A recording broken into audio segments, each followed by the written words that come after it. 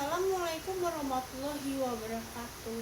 Halo semuanya, perkenalkan nama saya Mutiara Pertiwi dari Universitas Bandung dari Prodi PGSD dengan NIM 860311291. Di sini saya akan memenuhi tugas 2 yaitu filsafat. Bagaimana filsafat ilmu mengawasi dan mempertanyakan eksistensi keilmiahan serta nilai-nilai dalam ilmu pendidikan.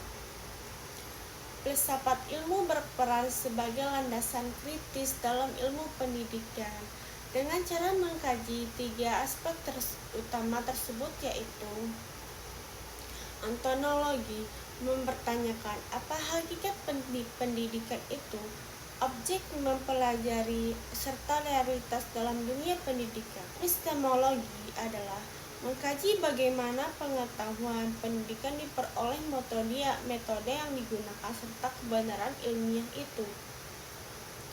Dan aksiologi adalah menilai manfaat dan nilai-nilai yang terkandung dalam pendidikan seperti etika, moral, dan tujuan pendidikan itu sendiri.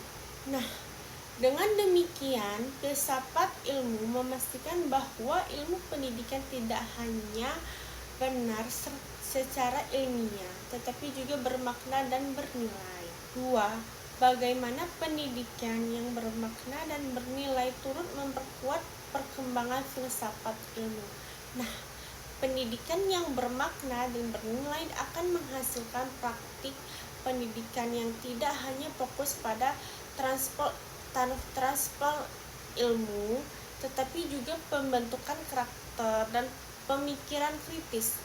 Nah, hal ini memperkuat filsafat ilmu karena yaitu mendorong refleksi terhadap tujuan pendidikan dan mengembangkan pemikiran kritis terhadap teori dan praktik pendidikan itu, dan menjadikan pendidikan sebagai sarana pembentukan manusia yang utuh, intelektual dan moral, sehingga pendidikan menjadi ruang aktualisasi dan konsep-konsep filsafat ilmu itu sendiri.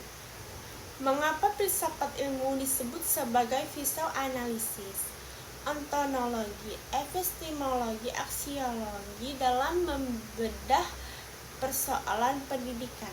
Nah, filsafat ilmu disebut sebagai psikoanalisis karena digunakan untuk mengkaji masalah pendidikan secara mendalam melalui 3 pendekatan, yaitu 1. Ontologi, menganalisis hakikat masalah, misalnya apa itu belajar. 2.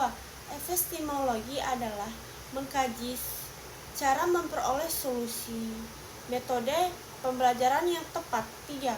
Aksiologi, yaitu menilai dampak dan nilai dari solusi tersebut apakah bermanfaat dan etis. Dengan ketiga aspek itu, masalah pendidikan dapat dipahami secara menyeluruh dan tidak dangkal. Ada soal yang keempat, contoh konkret penerapan filsafat ilmu dalam praktik pendidikan. Contoh penerapannya dapat dilihat dalam yaitu kebijakan kurikulum, penyusunan kurikulum mempertimbangkan nilai, aksiologi, isi materi, dan ontologi dalam cara menyampaikan, epistemologi.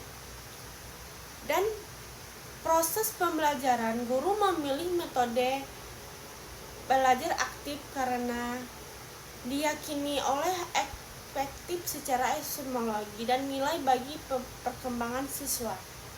Nah, kesimpulannya, filsafat ilmu memiliki peran penting dalam pendidikan sebagai pendidikan dasar berpikir kritis dan alat analisis serta penentuan arah dan nilai pendidikan agar lebih bermakna, ilmiah, dan bermanfaat bagi kehidupan kita.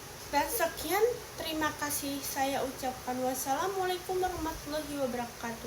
Semoga bermanfaat dan